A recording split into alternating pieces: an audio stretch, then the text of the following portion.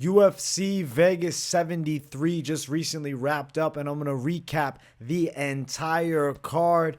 Pretty excellent night of picks. Went 10 wins and 2 losses on them, so I'm really happy about that. We'll review the picks at the end. We're going to first start it off talking about the main event of the evening, which was actually a pretty damn good fight. Let's bring it up on the screen. We got Mackenzie Dern and Angela Hill in the main event.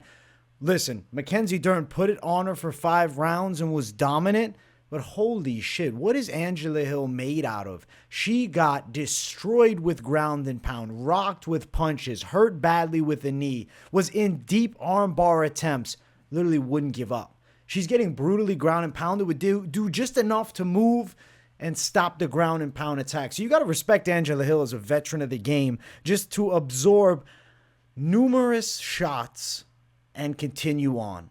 Big shots, like really significant punches and knees, like the knee that rocked the shit out of her, and the ground and pound, the elbows, being in bad position. There's zero quitting Angela Hill, but damn did Mackenzie Dern look good.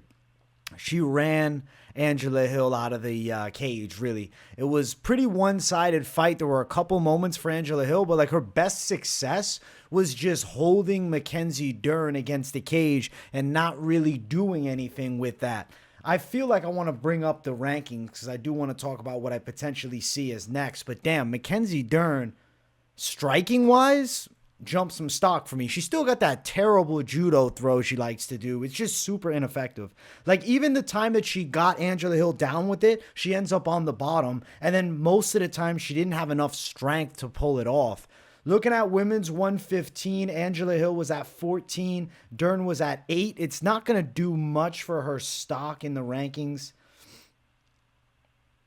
Could end up fighting the winner of Tatiana Suarez and Verna Jandiroba. That might be next for her. Unless somehow they give her a Jessica Andrade who's coming off of a bad loss. For Angela Hill, she'll still be fighting tough competition.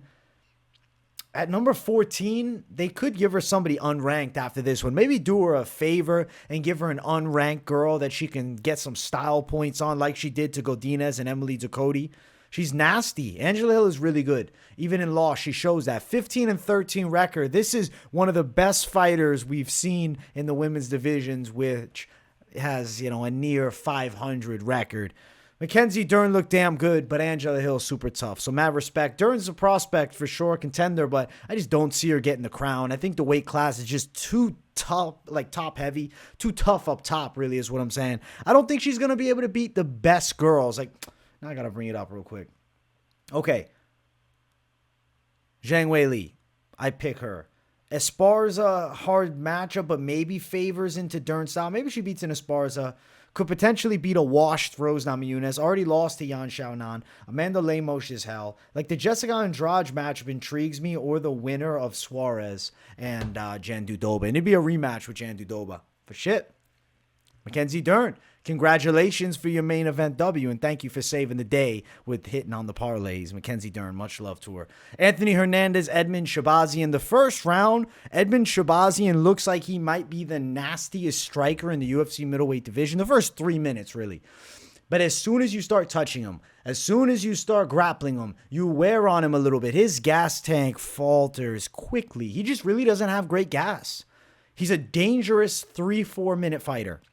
And if he fights a guy that doesn't push the pace like Anthony Hernandez, and he can control that pace and just fight at more of a patient kickboxing style pace, he's going to shine. Because holy fuck, Edmen's fast and powerful. But Anthony Hernandez is a savage, and he's looking to become a contender in the UFC middleweight division. And overcoming an early storm from Edmen Shahbazyan, beating him up on the ground, landing punches, and then eventually getting the TKO. I thought he would end up getting the sub, but damn, gotta respect Shahbazyan's difficulty to submit. The dude would not be tapped. He was in anacondas that were super deep. Darce choke that's deep. The dude is just, I don't know, finding weird ways out of positions. I got to respect Shahbazyan's toughness. We still have to say his gas tank is on the weaker side. He gasses out, man. He's, as I said, 4 rounds, 3-4 minutes. 4 rounds, 3-4 minutes. That's it. Then he's done.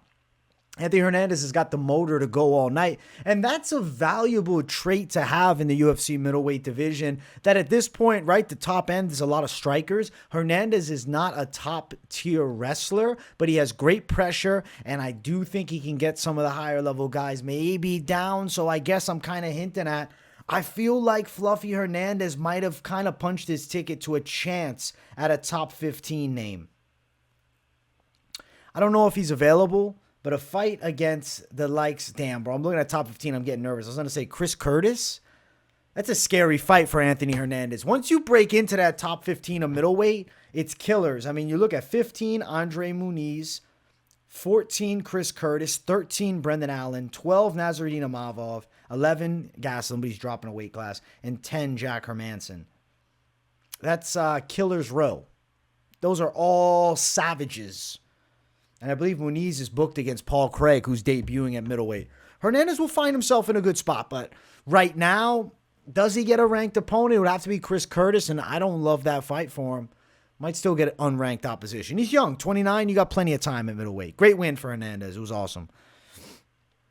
Lupita Godinez and Emily Ducote, they went after it for 3 rounds. In the first round, Godinez was landing dynamite on Ducote's face. It evened out in the second or third. Still, Godinez landing more, still winning the fight for sure. The right person definitely won the fight. And Godinez, I mean, doesn't really seem to be all that much of a wrestler these days. She likes to kickbox. She's got really quick hands. Ducote's a pretty good Muay Thai striker, normally fights at a more controlled pace. And you can see when Lupi put the foot on the gas pedal early, she was just outworking her with the volume. Ducote can't keep up with that. It's really not her style. As the fight got later, they slowed down a bit. Ducote's having moments. But ultimately, Lupita Godinez got a very clean win, and it goes distance, which was great for me because I had that over 2.5, and I had Lupi in the parlay. So very grateful for Lupita Godinez putting it on Ducote, but not finishing her off too soon. Very happy with the win. Lupita Godinez gets it done. She's still young, 29. I don't think the ranked opposition is next. I really think keep her outside of the rankings. Women's divisions, period, are getting more stacked, but women's strawweight in particular, I mean, she already lost to Angela Hill, who's 14. Tabitha Ricci would be a nightmare fight. I mean, that could be a good matchup, maybe, but I don't know if they're throwing her, to the rankings just yet. We'll see with Lupi, but good win nonetheless, and I look forward to the future of her game. And Ducote's game, too. She's tough. Joaquin Buckley, Andre Fialho. Buckley, high kick knockout in the second round. Pretty epic. Pretty epic fight. Fialho had some moments. He was a lot more patient than normal, and the high kick just sends it off. Holy shit. Flatlines him, and then kind of hits him as the ref did intervene to stop it, but it wasn't intentional by Buckley. He also kind of called out the whole Kill Cliff FC team. He seems like he wants a piece of everybody there. There's some killers there. He's not going to end up getting a fight versus Shavkat. He's probably kind of thinking Ian Gary. He's not getting a fight against Gary right now. But Buckley's fun at 170.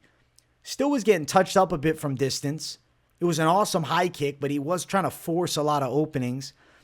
As he moves up the rankings, he's going to be dealing with some killers. But one thing I did like is his takedowns and his athleticism. And the high kick was epic. Flatline and Fialho. Got a feel for Fialho, man. 3 knockouts in a row. This could be it for him. 29, he's so young, but he might get released from the UFC. I don't know. I remember when Fialho got knocked out real quick in Bellator. I think it was Chidi Njokuani hit him with 1 shot and ended him. And now he's got 3 straight KO losses. I don't think he has a bad chin per se, but I mean, when you're going out 3 times in a row, that's not good for you. Holy shit. You need some time off. Some real recovery time. For Buckley, keep riding the wave. Let's see what's next for him. I think he'll be back before November for sure. Next fight on the card was the main card opener, and it was a heartbreaker. Michael Johnson, Diego Ferreira. I was going lock dog Michael Johnson. One of the 2 losses has to be the dog that I really liked here, and Michael Johnson was looking good. First round, crisp from the outside, finding sting and shock. Sure, Ferreira was landing too, but Michael Johnson was winning. Second round, more of the same, competitive, but Johnson landed some good shots. Jab, ducking, pure looping overhand, just chins Michael Johnson, and he goes straight back, so brutal and stiff. It was very similar to the Josh Emmett overhand knockout. Flatline KO. Holy shit. I didn't expect Diego Ferreira to do that. I was like, whoa. He's got some decent striking, decent enough. It looked better than he did against Gamrot, I feel like.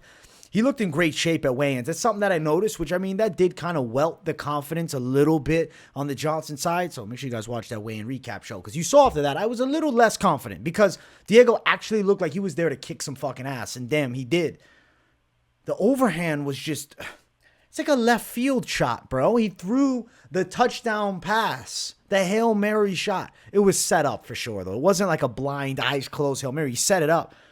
But how many times does that fucking happen? And Michael Johnson, it happened to him before with Josh Edmen in a fight that he was outstriking him. I feel so bad for Michael Johnson, man. For real. Sad.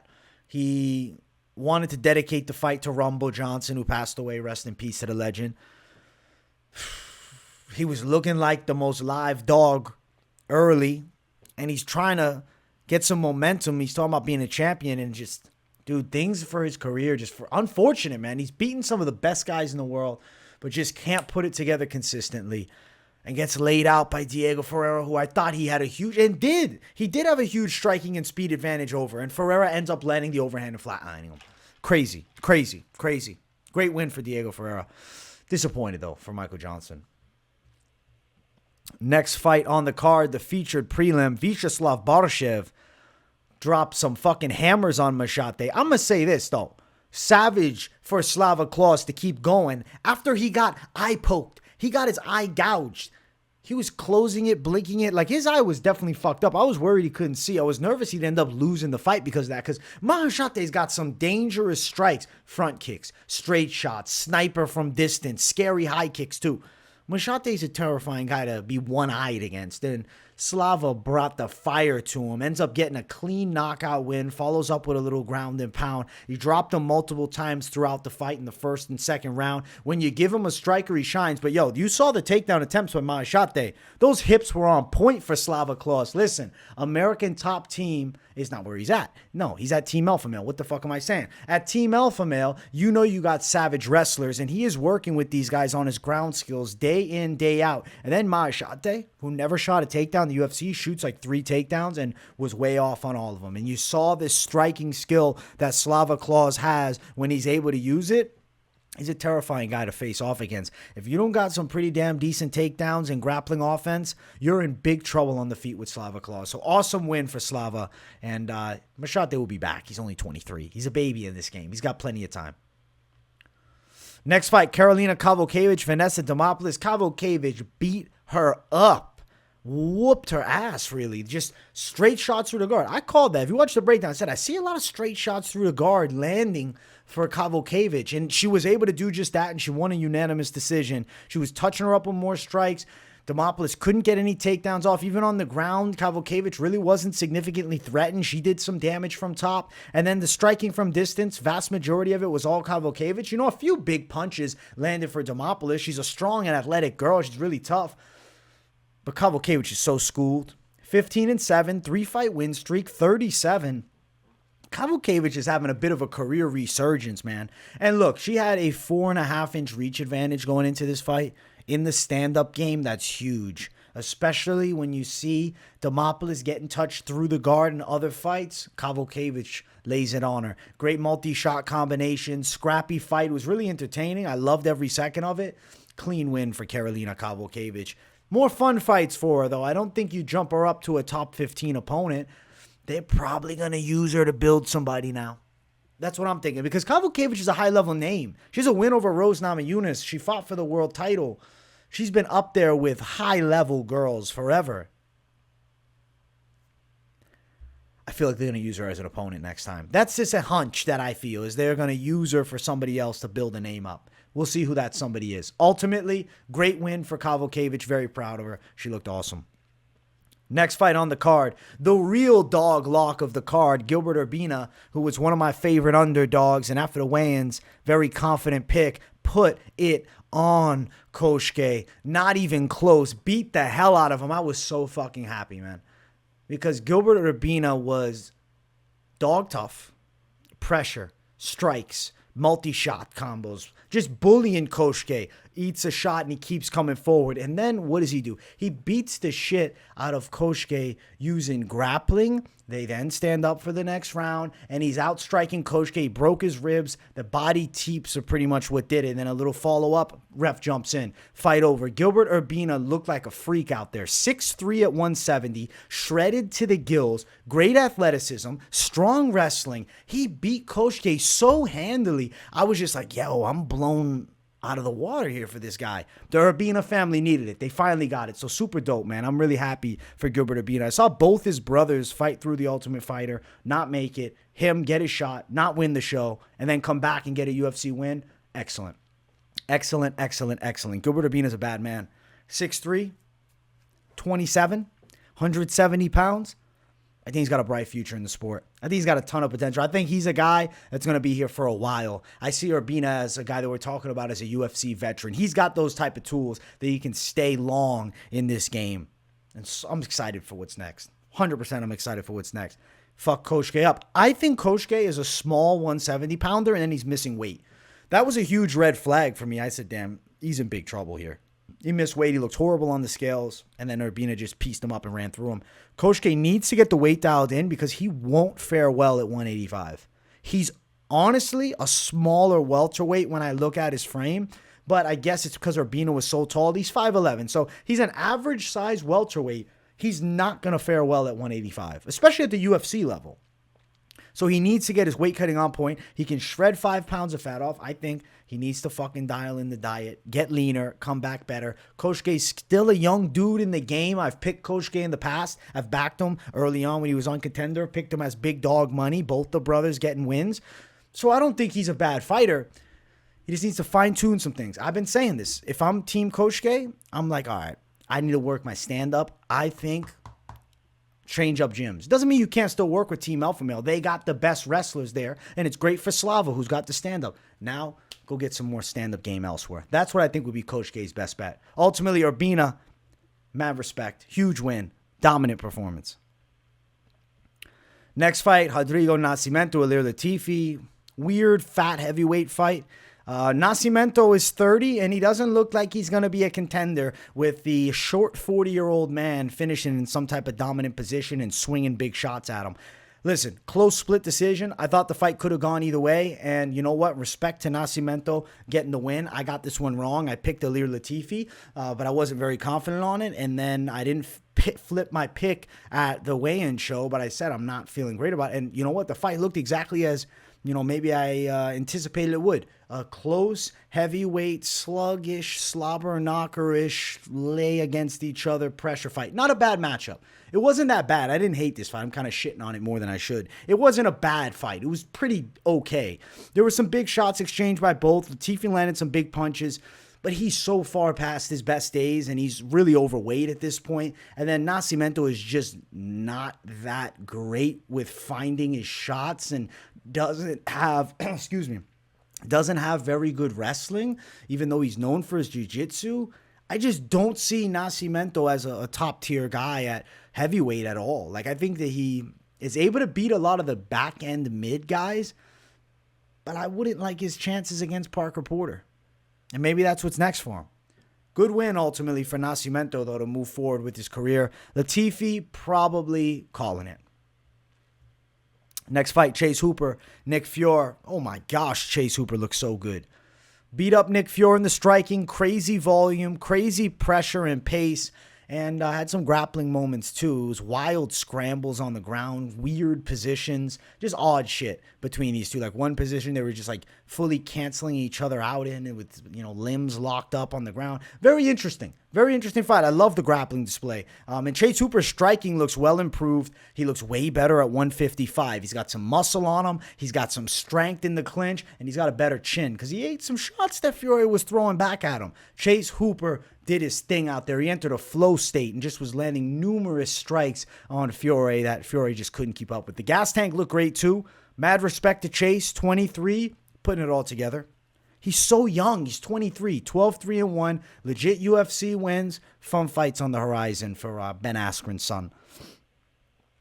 And then this matchup was a showcase fight. Natália Silva destroyed Victoria Leonardo. Just it was brutal, man. Like, Leonardo was getting destroyed with punches. Her nose breaks. She's getting bullied and backed up and, like, just looked like she was like, I am done. Thankfully, the ref jumped in when he did. He didn't need her to get hit with anything more because she was honestly outmatched in like a minus 1,000 type odds. The lines for this fight couldn't have been more accurate. This was a one-sided ass whooping. And now Natália Silva burst onto the UFC scene big here.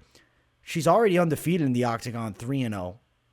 26 with 21 pro fights. I'm glad that she has those 5 losses because it shows she's been fighting a while and she's not like ducking competition. There isn't this fear of this undefeated record. Her hands look fucking nasty. Her grappling skills are solid. Her speed is really, really, really good. I feel like you got bright future right here with this girl. I mean, she beat Victoria Leonardo more impressively than Manon Fiorot did, and Fiorot's a monster. Not saying Natália Silva beats Manon Fiorot right now, but maybe in a year, maybe in 2. She keeps winning fights. She's going to be ranked. In 125, it's a dope addition. Natália Silva, savage. Big fan after that one. And starting the night off, Themba Gorimbo dominates in the grappling over Takashi Sato. I was happy for Themba, man. He's a really likable guy when you watch the post-fight interview. Colby Covington, I guess, was funding his training camp, so got to show some love to Colby, man. He gives everybody a hard time, and he's kind of it seems like a bit of an edgy asshole, but deep down, it seems that he's a good man, helping Gorimbo out when he was broke, dead broke. He said he had like $7 in his account. Now, ultimately, what happened in the fight? Gorimbo actually dropped Sato and hurt him in the second round. In the first round was bullying him with pressure and takedown attempts. Third round, more of the same. It was one-way traffic. I mean, Sato, I guess, technically finished on top, throwing a little bit of ground and pound, but he was getting bullied the entire fight. Themba Gorimbo did exactly what he was supposed to. Pressure, grappling, attack, and control, which is a massive advantage for him. He's a good athlete, strong, pretty good gas tank, didn't look tired. Takashi Sato's probably getting his walking papers, man. He's looked bad. I think that's 4 straight losses. 5 losses out of the last 6 fights. And that win is against Jason Witt, who was getting chinned by everybody. I'm telling you, Sato's getting the walking papers, unfortunately. And for Gorimbo, that's a big win. He lost to AJ Fletcher to start. Now he's getting his footing. Gets a dominant win over Sato. I think he's got a good few years left. I mean, he's 32, welterweight. He can make a little run. I don't know how far he gets up the ranks, but I'm excited to watch it because I'm a fan of Themba Gorimbo's personality and I like his style. So mad respect to Gorimbo. Now, I do want to review the picks and talk about where I went right and where I went wrong. I was right as fuck on Mackenzie Dern. We 1-0 with the main event. Co-main event, we're on point. 2-0 with Anthony Hernandez. 3-0 with Lupita Godinez. 4-0 with Joaquin Buckley. And then, dog lock. Bad call. It is what it is. He was winning the fight, but it is what it is. Ultimately, after weigh-ins, I guess the confidence wasn't the same. I got to make sure after weigh-ins, I say what my true, like, confident-ass plays are. I got to just make sure I mention that if I don't. I mean, I think I probably did last episode, but off the top of my head, I don't remember. Ultimately, Michael Johnson was a guy I was confident in. Didn't get it done. Got flatlined with an overhand by Diego Ferreira. Crazy. It is what it is. That's the fight game. So what? That's the main card. We are 4-1 on the main card, going in now to the prelims. 1 with Borshchev, 5-1. 1 with Kowalkiewicz, 6-1. 1 with Urbina, 7-1. We got savagery. Dog money Urbina too. Nascimento, Latifi, split loss is what it is. I'm not upset about that. 7-2. And then 8-2 with Chase Hooper getting a dominant win. Dog money right there. Cautious dog bet. I talked about that on this week's Best MMA bets, but dog ultimately. Natália Silva, super confident pick, gets it done. 9-2. And then 10-2 with Themba Gorimbo winning it as a close money favorite. And at one point, he was a dog too throughout the week. So pretty A1 picks, man. Holy shit. I'm very proud of that. And Viacheslav Borshchev was the most confident pick. So what? My 2 confident favorite picks came through. My 2 favorite dogs, being Chase Hooper and Gilbert Urbina, came through, but dog lock ends up fumbling the fucking bag. So out of, this week's Best MMA Bet show, 4 out of the 5 came through for some of the main segments. Is what it is. Ultimately, great calls, 10-2 record. I got to be happy as fuck about. Still finished plus for the night with Mackenzie Dern coming through on the fucking parlays and getting me a W, man. So very happy about that. I hope you guys enjoyed this week's worth of content. Gonna be an off week from the UFC, but not an off week for me. I'll still have content every single day, whether it be a live stream or a video. Probably gonna try to go live pretty much every day during this UFC off week. So tune in to the live stream Q&As. Much love to the people. I appreciate you all watching. Smash the likes if you're new, subscribe, and definitely let me know what you think in the comments. And I will see you all in the next one. Peace, everyone.